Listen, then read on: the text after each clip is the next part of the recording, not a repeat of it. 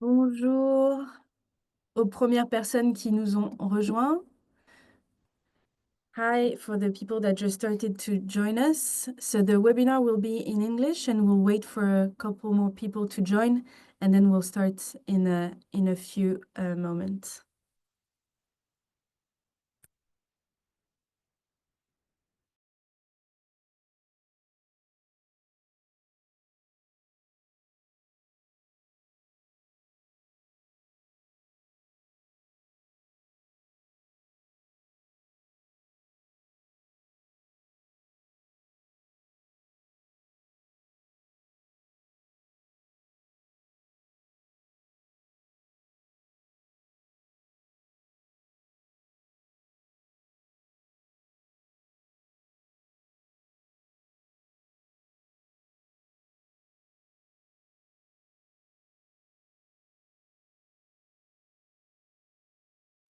Hi again to the people that have started to join. We're just going to wait a few more moments and wait for a couple more people to join and then we'll start.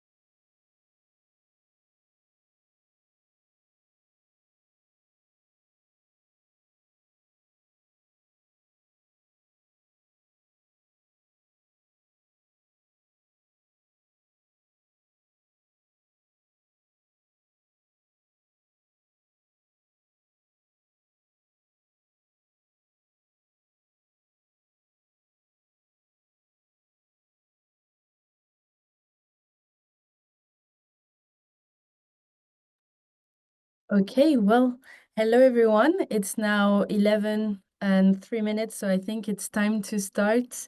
Thank you all for joining. So this webinar is going to be in English to make sure that we can all understand each other. This meeting is also recorded.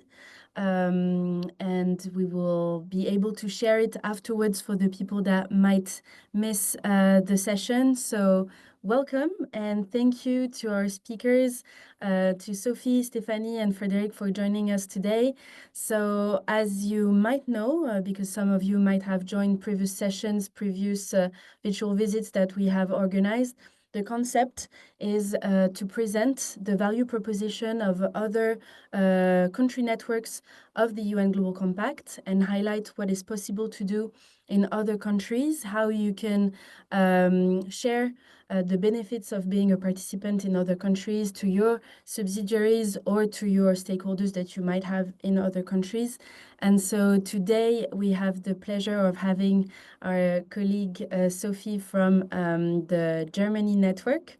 And we will be hearing also from a participant company from the German network with Stephanie Alsner from ZF Friedrichshafen EG. I'm not sure, we didn't check if I was pronouncing this right, but yeah, with our company from a participant company from the German network. And then we'll have a look at sustainability and export with Frédéric Zabot from Business France, who is the vice director of the Rhénanie region for Business France. And then at the end, we'll have time for a Q&A with all our journals today and to ask our contributors any question that we might have.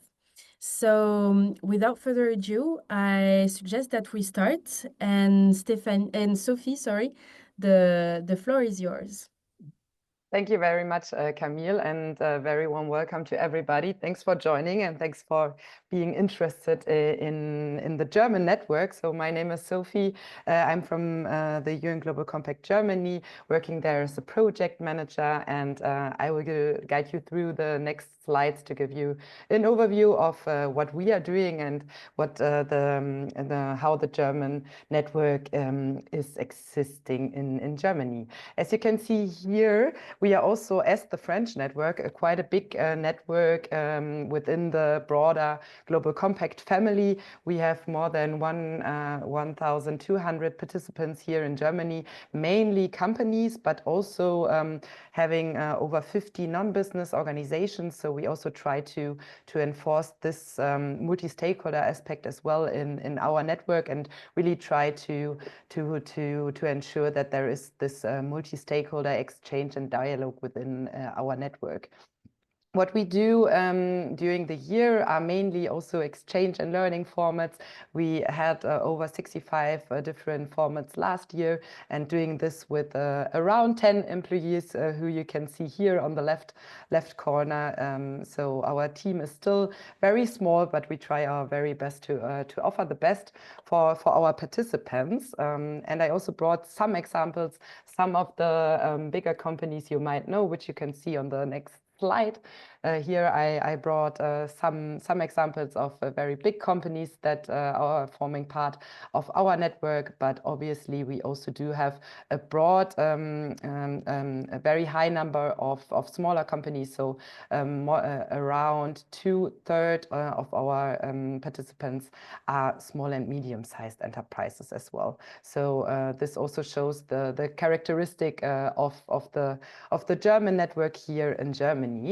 And if we go to the next slide, you might also notice, I mean, sustainability over the past few years has been evolving quite rapidly, and so has also our network. So we are very, very happy that the topic of sustainability has been established in more and more companies, and that we can also try to support the companies within the different sustainability topics, and that we have grown over the past few years quite rapidly, especially from the years 2018, 19 up until now. Also, yeah, considering that especially now sustainability has been or is also challenging quite complicated geopolitical economic situation, I think it's still very important to foster these topics and try to ensure that our community gets even bigger. And our mission is very much connected to the mission of the UN Global Compact. So obviously, we focus on the 10 principles of the UN Global Compact, but also the Agenda 2030. And we try to support companies in that way that they act responsibly in accordance with the 10 principles of the UN Global Compact, and that they also drive solutions to advance the SDGs, the Sustainable Development Goals. And here I brought this general overview of our value proposition and our different topics, what we are doing here in Germany. So obviously, as I just described, we are very much focused on the 10 principles of the UN Global Compact, but these 10 principles could also be narrowed down to the typical ESG topics, and are also obviously connected to the SDGs. So we try to offer formats in the different social, environmental, and governance topics, and also offer different activities in cross-cutting themes, as it is sustainability reporting and sustainable finance. As you can see on the bottom, we have different learning and dialogue formats, which you can characterize or categorize in the different areas, as it is to have formats in the field of getting started, of implementing, and also leading and connecting. And in the upcoming slide, I just narrowed it down a little bit further so that you also get a good idea of what kind of topics we tackle in the ESG world. So obviously connected to the 10 principles are the topics of human rights, labor rights, then also living wages, gender equality, and in the field of environment, we have different formats in the field of climate, biodiversity, circular economy, also water and oceans, and also a topic which is of very high relevance and importance is just transition, which combines the two aspects of social and environment. And then last but not least, in governance, we do have traditionally this whole topic of anti-corruption, corruption prevention, but also one topic which has become more evolving and more important, which is transformational governance. And I also brought some examples so that you get a better idea of what is behind these formats. So one very good example on how we support companies and how we bring together the different sizes of company and also different sectors are our learning by sharing workshops and sessions.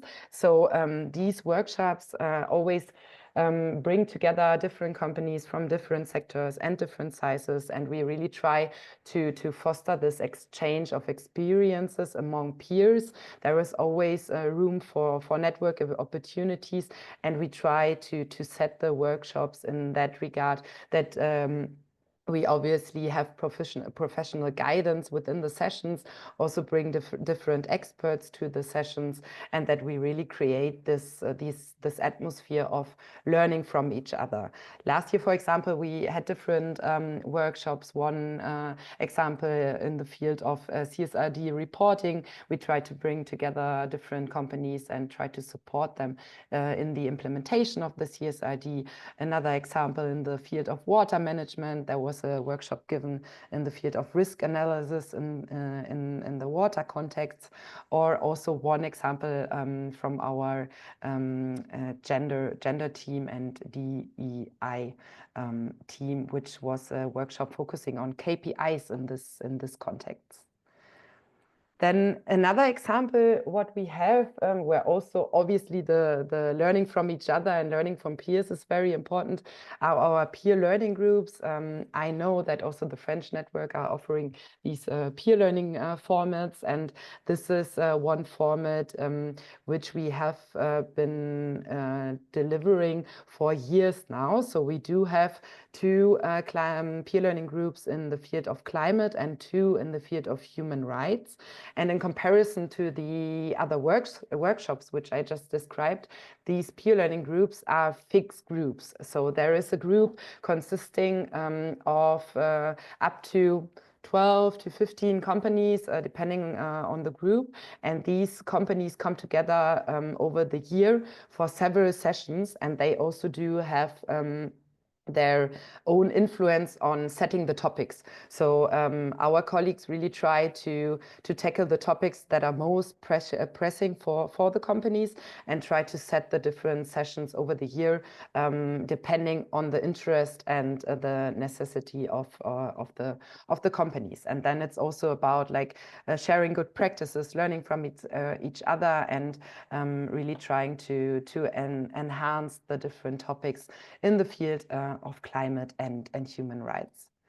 What we also offer are the accelerators. These accelerators, maybe some of you already have heard about these programs, is a program which is set up or conceptualized by the UN Global Compact on a global level, but then delivered on the local ground. So we are offering all 5 accelerators, even if I have to say that we paused the SDG Innovation Accelerator this year, but in general we do offer all the accelerators of the UN Global Compact.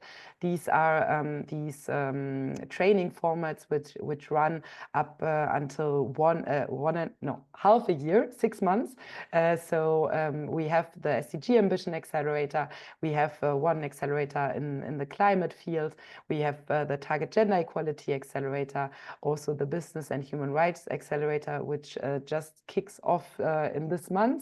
So these accelerators always been has been or have always been a success in our network, and we do have different companies participating in the accelerators, and also some companies have been participating over the past few years several times in some accelerators and bring different colleagues in these training formats. Another flagship event we have once a year is our annual conference, which is really the big event of our network. Normally, it always takes place in October, November of the year, and this is really this big flagship event where all our participants come together, where we have most likely always a high-level discussion in the morning, but then also very interactive workshops in the afternoon, where we dive deeper into specific topics of our topic areas. We bring together different stakeholders, try to support the network opportunities amongst them, and it's really nice to see this event happening each year and really see how active the network is, and how nicely it is to come together and really get to know each other and have this room for exchange and learning together, and discussing also very pressing issues in the field of sustainability. I also linked one video of our last conference, so if you're interested, please feel free to click here. It's a two-minute video of our last conference, also with subtitles in English, so you can really get a good impression of our last conference. One last thing I wanted to mention, also in case you already want to dive deeper into what our network is doing and how our companies are enhancing sustainability, is our case study collection. This is a collection of good practices of different companies in different thematic areas. So we do have a broad range of different sectors, different sizes of companies, and try to present of how companies tackle different challenges in the field of sustainability, and how they tried to solve these challenges in the different areas. So please feel free to have a look on it. It's publicly available on our website, and you are more than invited to have a look on this. And I also brought two last links in case you want to learn more. We just published our annual report, which is also published in English, where we give an overview on our activities, on what we are doing, what we are offering in the UN Global Compact, and how our activities were set up last year. So feel free to have a closer look to this, or also our media library, which we also offer in English. So we do have a lot of publications also in English. So this might also already be of interest for you and your company, if you want to have a closer look to some of our publications which we have in English. This is also publicly available. We also just published one last year, for example, in the area of artificial intelligence and human rights, which was very well received by our participants. So please feel free to have a look there. And then, just to close, a broad overview of what we were offering last year with our different formats of webinars, how many participants we had in the different formats, in the accelerator programs, in the peer learning groups. So we are very happy that we reached so many people by our different formats. And to close, I just brought some general information on how the whole participation could look like, or how the joining process is set up. Obviously, also to be transparent, we do have a fee for subsidiaries in our network, but this is half of the fee of the normal fee. So you can see here how we set up the fee structure, also depending on the revenue of the company. And on the next slide, slide, I just brought an overview how the 4-step joining process looked like. So in case a subsidiary or any other stakeholder of yours is interested, there is this 4-step joining process, which is connected to the global joining process of the UN Global Compact. So the first step obviously looks like that you should check the application guidelines, the different information material on the joining process. Then you have to fill in the joining form of the UN Global Compact on a global level. There is this option of joining as a subsidiary, which would be of importance in case one of your subsidiaries would like to join under the umbrella of you as a parent company. And then you confirm the letter of commitment. And then as a last step, there is also the joining form for our local network. So we are organized as an association. So we also ask all participants of the UN Global Compact to upload the local joining form for our local network. And this was my last slide. I just brought the last links for our LinkedIn channel, our website, and our newsletter. So please feel free to have a look there, to follow us, or also to just reach out to me in case there are any more specific questions. Well, thank you so much, Sophie, for this comprehensive presentation of the Network Germany. I think we had a broad view of what your network offers, and it was really insightful, so thank you.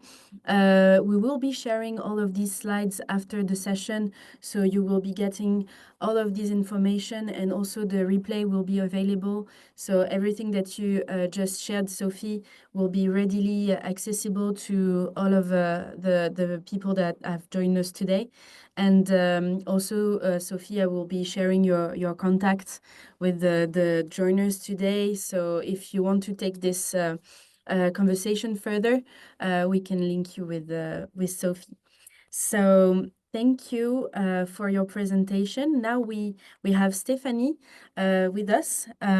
Stephanie, who represents a participant company of the German network. And so we'll get an insight of what are the benefits of being a participant in Germany. Stephanie, you will be sharing with us how you participate in the German network. So thank you for joining us today, and I leave you the floor. Thanks a lot, Camille. So also from my side, a warm welcome and a good morning. And I'm really happy to be with you here and to settle on the content which Sophie already gave you on the theoretical base. And so I think it the grow shows for sure that it is absolutely necessary and important that the numbers grow on the UN Global Compact, and we are really happy to have the chance to work intensively with the UN Global Compact. So my name is Stefanie Arzner. As he has written, I'm a specialist in sustainability department. That means I'm located in Friedrichshafen in Germany, and within the ZF Friedrichshafen AG, and I am in the corporate sustainability strategy department. And one of my big role inside my job is everything in regard to trainings within the company, which are all sustainability based. So with that, I would say we just jump into the first slide for me. And so I really thought the first thing what I want to bring again with me today is a little bit coming again back to this driving change across all aspects of corporate sustainability. So I think you are very good, you are very good knowing now the UN Global Compact is the world's largest and most important initiative, especially for sustainable and responsible corporate governance. So the 10 principles Sophie also mentioned already, So the UN Global Compact supports companies to do the business responsibly by aligning their strategies and operations with the 10 principles.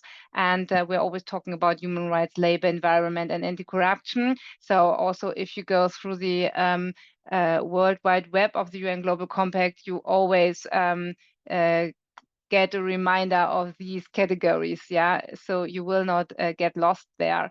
And then the second point where I thought it also again necessary to mention and to make it important is this take strategic actions in to advance broader societal goals, such as the UN Sustainable Development Goals, but on the other hand, emphasis on collaboration and innovation. So all of these topics, yeah, are so necessary, and the UN Global Compact really supports in all of these ways, yeah, in our daily business, and the offerers within the training perspective and also programs which are existing are all working on these strategic actions. So if we go to the next slide, we can directly see why and when we joined the UN Global Compact. So in 2012, we decided that we want to be a member of the UN Global Compact. That means we are now in the 13th year of the UN Global Compact, and we are still in. I think that's also one big point, yeah, one big portion. And but why we did that? Yeah, on the one hand side, we have different triggers. We have increasing customer demands, and we still have increasing customer demands, and we have really absolutely, I say, interesting times, yeah. And troubling times, so the customer demands increase, and that's also good, yeah. Also in the automotive industry, that's really good that we have this increase. That means also that the customers think about sustainability and wants to work on sustainable goals, and for sure we as a supplier has to follow with that, yeah. And we also live sustainable, yeah, so much as possible. And the other one trigger was the better communication on our ESG related achievements. Also, yeah, when everybody started with sustainability aspects, yeah, the communication of that is so necessary. And I think that in between people also around the world are all confronted with E, S, and G, and I think the common understanding is increasing, yeah, but we are for sure not at the end. So we have still this topic that we have to explain why we work on environmental topics, on social topics, and governance-related topics when we talk about sustainability. And on the other side, we have the soft facts portion.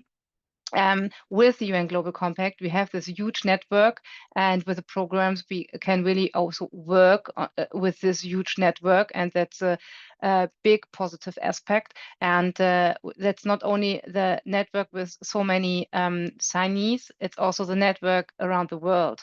So we talk about so many countries, and we are so linked to each other if we go in international programs. So we really have there lots of options.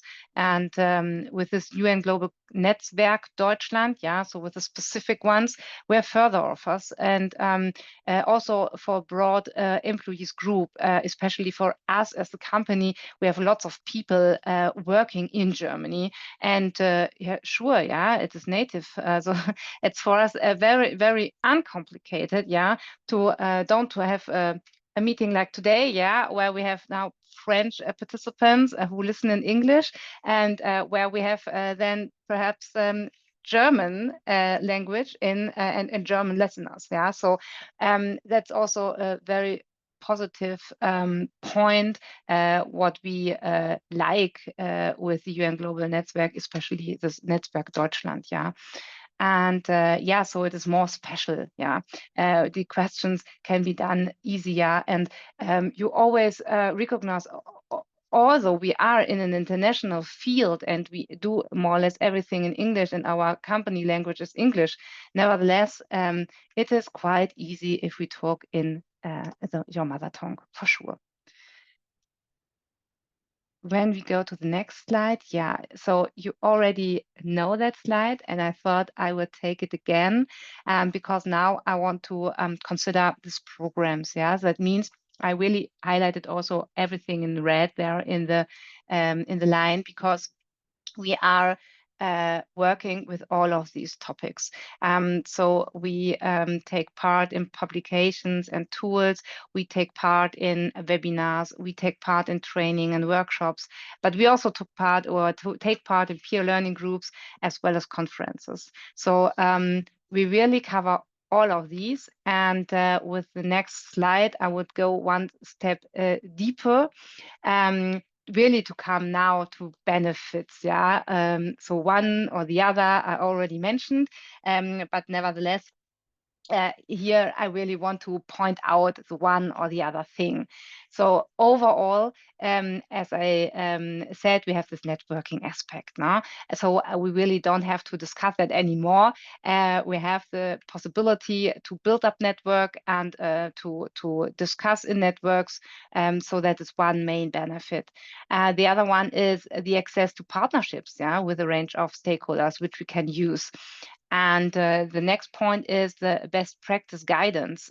So as soon as you can listen to best practices, yeah, you can also check whether you are able to implement such practices also in your own company. The next point is the tools and resources and trainings. And especially here, I want to mention that they are for free for all employees, including the subsidiaries. And also in this constraints in which we are living, and with this tough situation in the business, it is very good to know that there are trainings and that there are professional trainings available, which are really for free and which are for free for all of us in the company. And the next point is the transparency on other participants' CSR performance through yearly communication on progress. So this is also one part where a colleague and me are cooperating with and operating with. And so really, we really took always time to work on this communication on progress. And it is really great to see also now, if we go into the comparison also in the sector of the automotive industry, how other companies are working with these different fields of activity. On the other side, we have the, oh, sorry, can you go back, Camille? On the right-hand side, you can see the participation of us. So I only took 2 sections out or with me today to bring them up here from the last quarter. So we have a human rights officer in our company. And for example, in the last quarter, we had this multi-stakeholder initiatives and sustainability seals, opportunities and limits in the due diligence process. That was a German session, but it was done, well, Jasmina Brancatius as our head, as our human rights officer, she took place at this webinar, and the other one was from Burkhard Kersting from our finance accounting, where it was ready to report, understanding and addressing EU reporting. Also a German session, but also here you can see on the one hand we combine that theory, but on the other hand we have this companies practice examples, yeah, where you get also this practical view from the company. And we have these mentorships, for example, my boss, so he's head of sustainability strategy and mentor for environment and climate since beginning of last year. So also here we try to connect and to try to collaborate as far as possible. And if you go now to the next slide, yeah, so we regular check the participation for all programs, which we have seen before. And the main target is always enhancing competency through the accelerator programs. And as I said already, this networking topic, which you can see more or less on each slide from me. Yeah, in general, the accelerator programs, they strengthen our employees in their daily work. And positive is, on the one hand, the transfer of theoretical knowledge, and on the other hand, possible new ideas for practical implementation. So employees get different views through the intensive exchange, which supports to make internal decisions. So where are you as a company? With which topics is your company struggling? Also, with which topics are other companies struggling, based on the fact that they can do networking in such programs. So there is the exchange of know-how and how to tackle certain challenges if necessary. So there are so many synergy effects, which are benefits from the exchange. And even after a program, the network is set up, so it can also be used.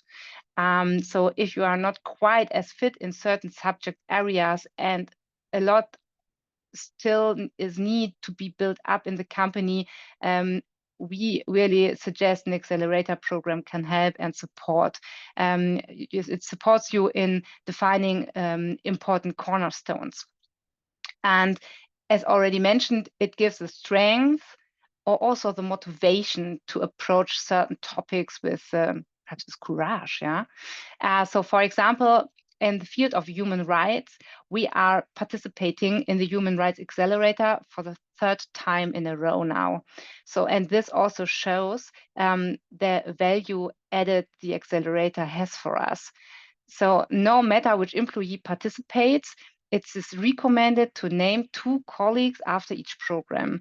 It is also important for us that participants from different divisions participate. And I just looked up because Sophie mentioned that. So currently now the kickoff of the Human Rights Accelerator started. Yeah, so my colleague is just in one of the, is in the kickoff at that moment.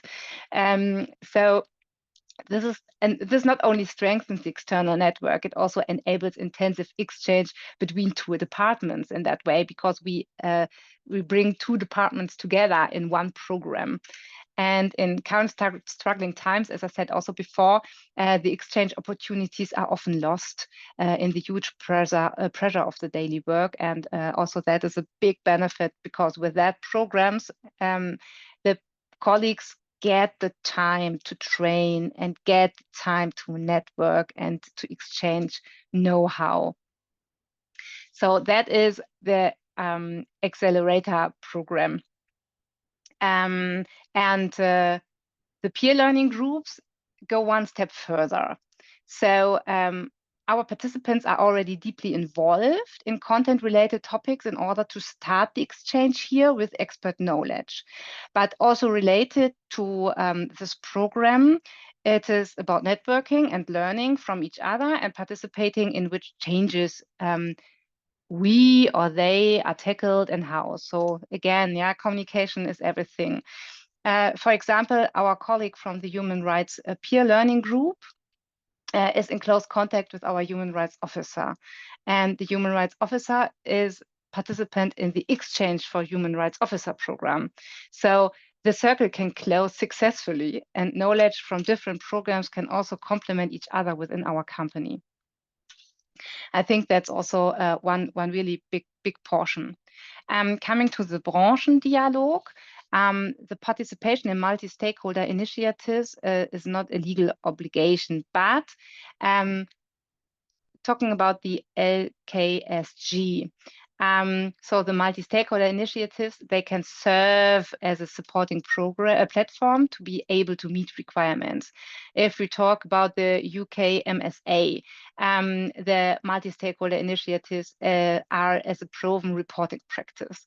If we talk about the Loi de Vigilance, the participation in such initiatives can be seen as part of due diligence. If we talk about the Dutch law, it is strategically helpful to meet legal requirements. If we talk about the EU DDD, specifically recommends cooperation with various stakeholders, including civil society.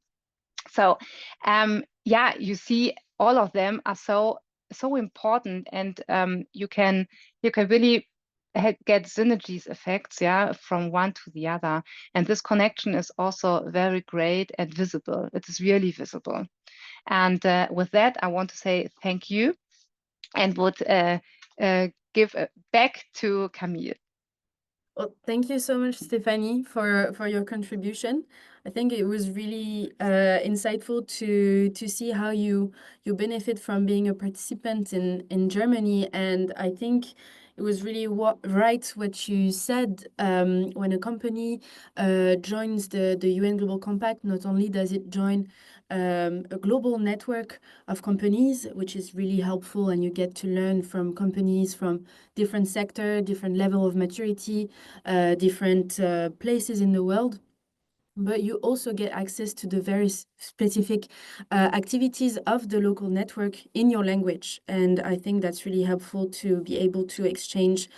Today we speak English, but what we want to highlight is that activities exist in your local language. So that's really important sometimes to really get acquainted with the different notions that are really sometimes complex. And the amount of times you participated in the Business and Human Rights Accelerator really speak on that, I think. And so to those who have joined us today, if you want to promote the benefits of joining the UN Global Compact in Germany, I think that is really a good point to say that there are resources in German. So I think that's important. So thank you, Stephanie, for your contribution. And now we get to Frédéric Zabot from Business France. And I think it's also important to have a look at how we can speak about sustainability when it comes to exports, because companies here joining us today might be confronted to that. So Frédéric, the floor is yours to share your perspective. Thank you, Camille. Quite challenging to speak after such inspiring presentations by my both colleagues. Good morning to all, and I'm very happy to be here and to share Business France experience and what we can do since we joined the UN Global Compact. It was in 2022, and we started very little. In fact, there was one person in the agency. Business France is the national agency. I will present it later. But we started very small, and now things have gone very big because we have a good network and a large network abroad, in France and in abroad. So let me just, I like, when talking about Business France, I like to compare ourselves as a rocket loaded with the SMEs, mid-caps, corporates, partners, going international, and for one just very simple purpose, which is employment. So what we bring to French companies, to entrepreneurs, is our expertise through our network, and is also through our intelligence that we are collecting for years on foreign markets. So we deliver added value services to companies to support their international development in 55 countries where we have offices in the world. So this is one aim, is more exports and more exporters, because when we compare and benchmark France with other European countries, it may appear that there's a shortage in terms of exporters when we compare to Germany, when we compare to Italy or Spain. So we also have this vocation to encourage and to get on board more French companies that are really golden nuggets, because they have a very good know-how, expertise, breaking technologies and so on, but they for some reason they don't go international. So we encourage them to go international, and especially through programs where we promote French excellence of the future, supporting competitiveness and innovation. Second story of the rocket is also to court and attract for investment. That we are, through our offices in the world, we are in contact with potential investors, and we like to meet with them and to say how it can be prosperous to invest in France. And we have good reasons to say that, because for the 5th year in a row, France has been on the highest march of the podium in Europe in terms of foreign direct investment. So this is also a way to create wealth and to create employment, because as I said, when you promote export, you create wealth in France and employment. When you attract investors in France, you create also employment. Third story of the rocket is the VIE program. I will come back later on this program, but to make it short, it's puts talent at the disposal of French companies willing to develop abroad. So I will elaborate on this program later. And the fourth story of the rocket is to promote, of course, the economic image of France. So what Business France has done since we joined UNGC, we of course took firm commitments to the 10 principles, and we are aiming to become a key player in decarbonization of the French economy. For ourselves, Business France, we have headquarters in Paris. We have also branch office in Marseille.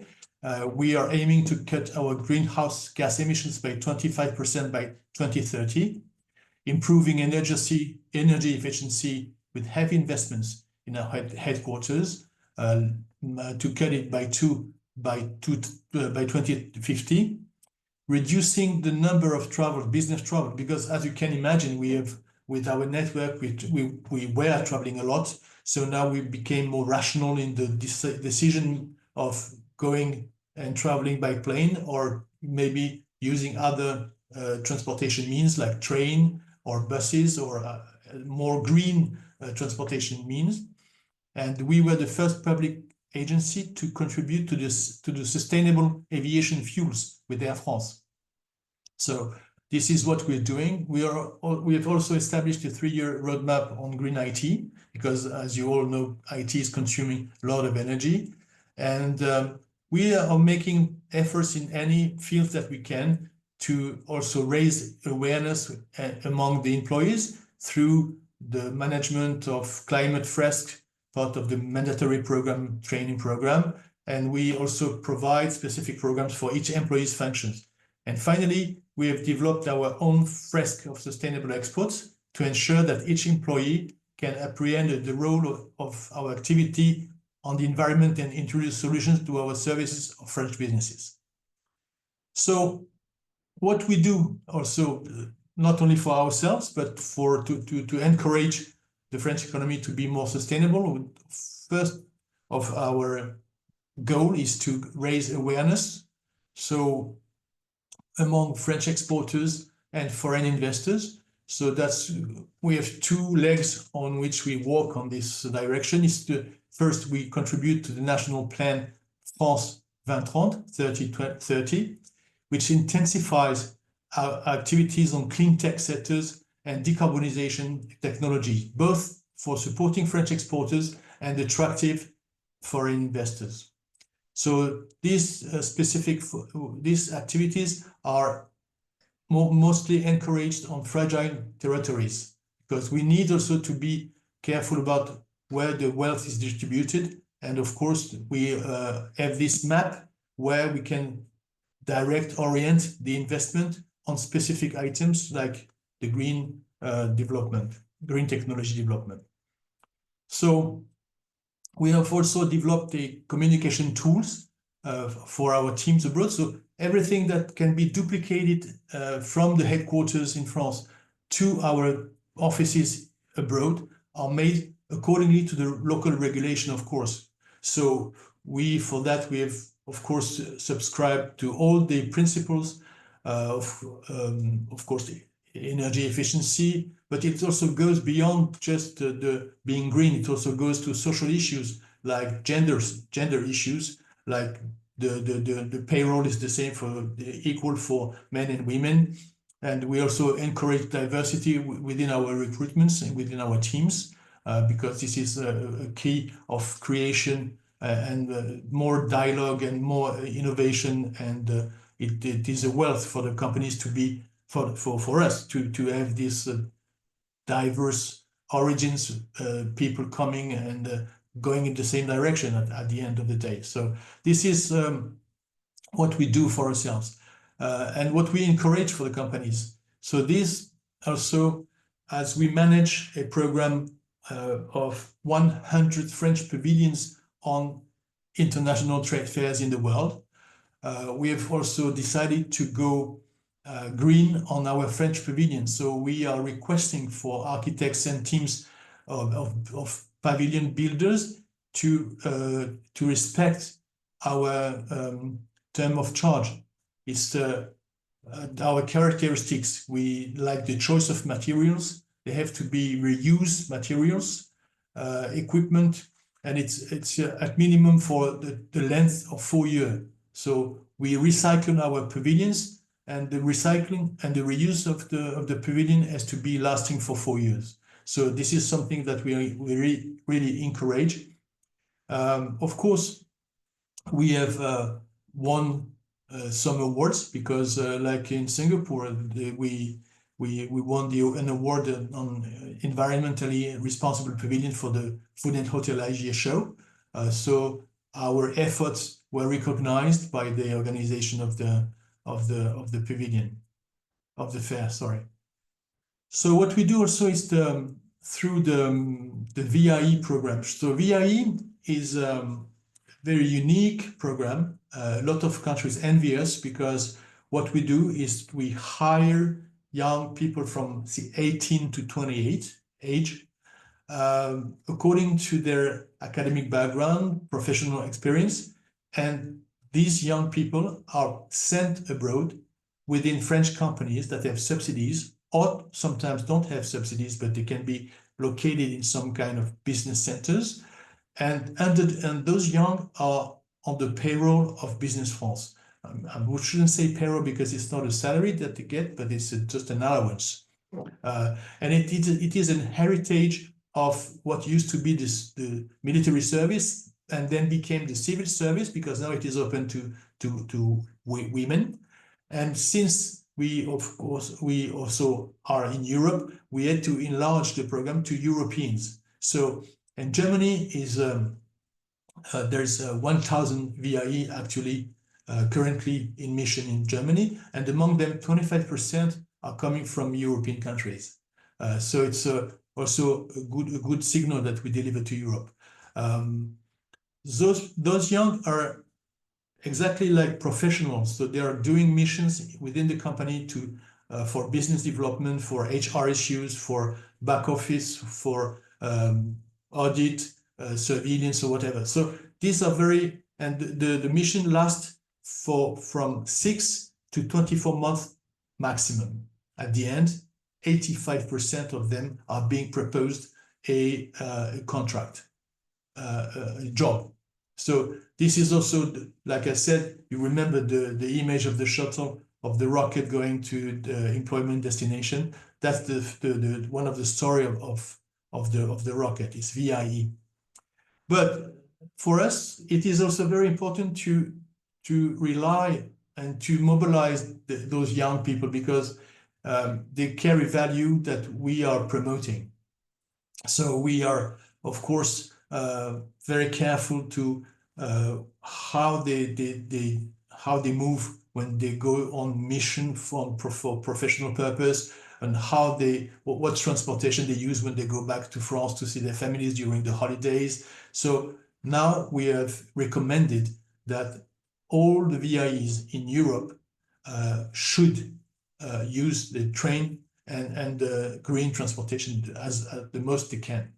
And it is in their roadmap. And this roadmap is shared with the company that are using the VIE. So it also gives an occasion to enlarge the awareness within the French companies and the French subsidies in Germany, and also the German companies. So it's a very win-win situation where we can increase the footprint of environment awareness within the companies. So this we have set up a proof of concept in Belgium to create an award of the VIE that would be the most I would say green in terms of sustainable transportation means. And this award has been given to one VIE that is, I mean, they have an application with the French that is provided by a French startup, and you can type on their mobile and in the application when, where, how they move, and how they what type of transportation they use, and they gain credit on this. And at the end of the year, we give an award to the one that was the most virtuous in terms of transportation. So that's how we created also communication around those issues in Germany and in the region. Not only in Germany, because I'm in charge of 6 countries, because the Rhine region doesn't exist on an atlas. Don't look for it in an atlas. It is a name given by Business France. But it's mainly six countries: Austria, Switzerland, Germany, Netherlands, Belgium, and Luxembourg. That's the region I cover.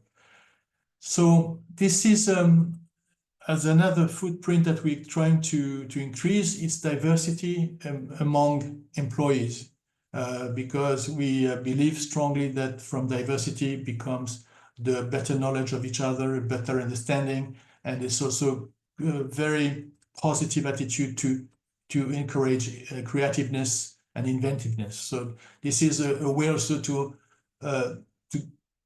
I would say, to get along with the differences. And we as an agency that has been international for years, myself, I've been traveling the world for the last 38 years. I'm not scared about difference, or on the contrary, difference feeds me. And that's what we are trying to promote within those young people that are given this occasion, unique occasion, to live and to work abroad, is also within the companies. So this is something we really care about, and that we are really keen to develop with our partners, the companies. So that's really what we are doing for us, because we also have VIE in our offices, and that's what we are promoting for the French companies. So this is mainly what I would share with you, but this is we also have established a lot of partnerships with train companies in Europe, like Eurostar, like Italtreno, or other companies that we are trying to get them on board of this mobility and soft mobility issue. Maybe that they can be sponsored for the VIE to get them a better price for VIEs, that we will encourage them to use the train versus the plane every time it is possible, of course. But this is our commitment. And again, even in our office in Düsseldorf, we have one person that is responsible for these CSR issues.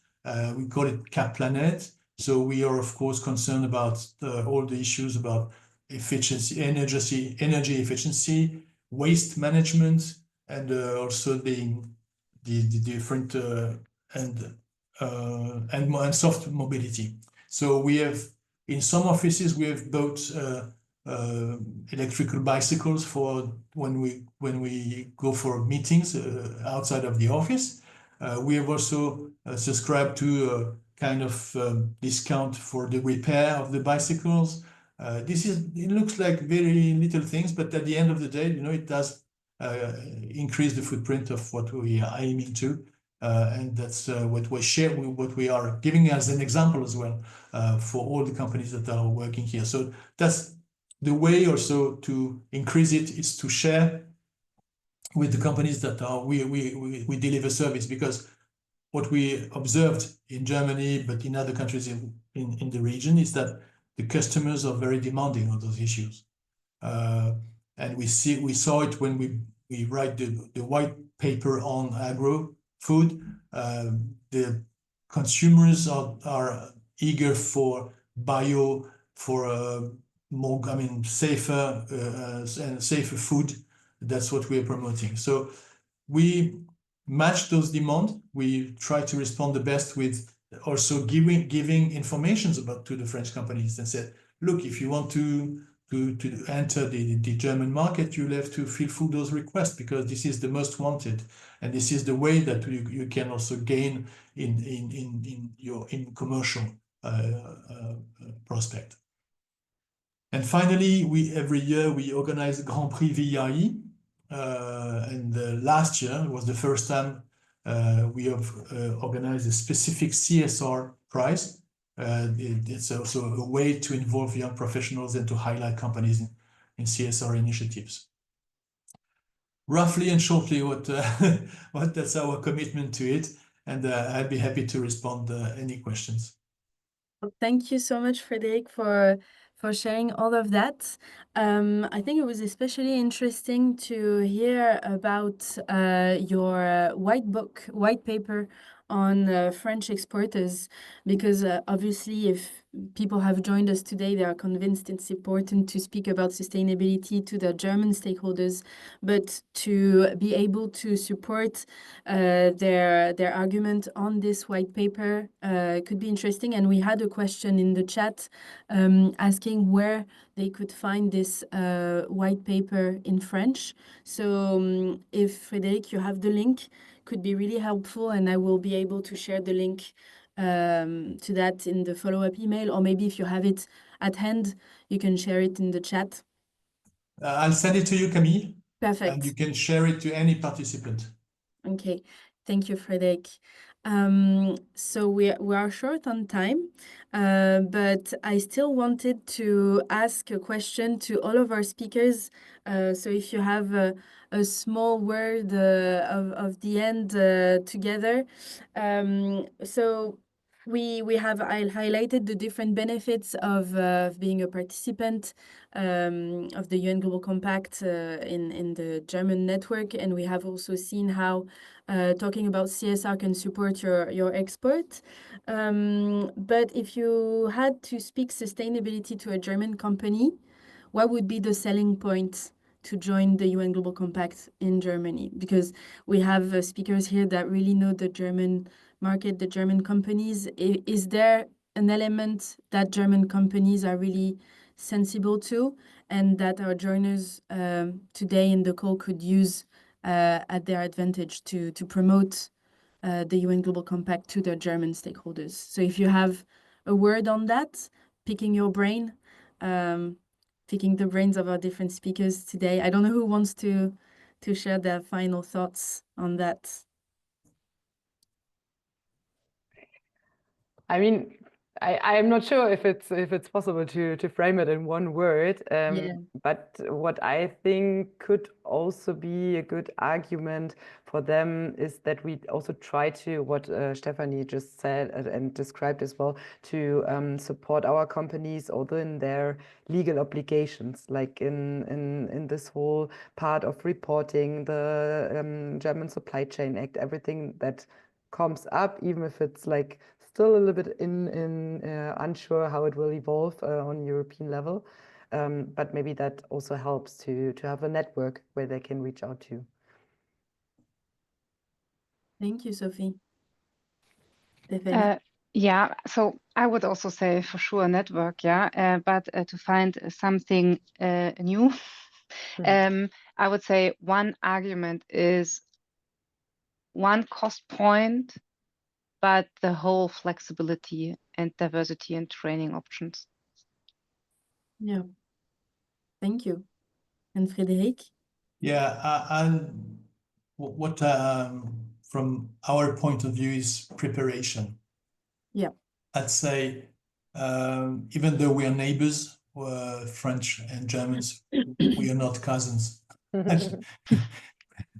So, and Germany is a very mature market, very competitive. So it requires a high level of preparation. It's not impossible. It's just that's something they must know, must do things. And please, I'm talking to the French companies in the audience, don't believe the media. There's a German bashing currently in France, but it's the right moment to come to Germany, really, because there are many opportunities, not in all sectors, of course. Some sectors are suffering, but there are many opportunities. This is, I mean, Germany is a strong market. It's a solid market. It's the third economy in the world and will remain for a long time these stages. So I know it's very difficult to filter and to see where to go, where to prospect, where to develop. I know, but to my observation, since I've been traveling the world for the last 38 years, Europe is still, I mean, I believe in Europe. This is something that is my conviction, my personal conviction. And Germany in Europe is a strong market. So, and once you get into the market, I mean, Germans are very faithful and loyal partners. So it's something you can establish on the long term, on the long run. So that's why also when you're talking about the long run, you have to have those value in mind, you know, this CSR, because this is something that will last. That will be my conclusion. And I like your idea of believing in Europe. I guess that's very important, Frédéric. Well, we all hear about the US, we all hear about China. I worked a long time, you know, I spent 11 years in China in my life. So I know those markets and I know what we can expect from them. So Europe is definitely the place to do business with.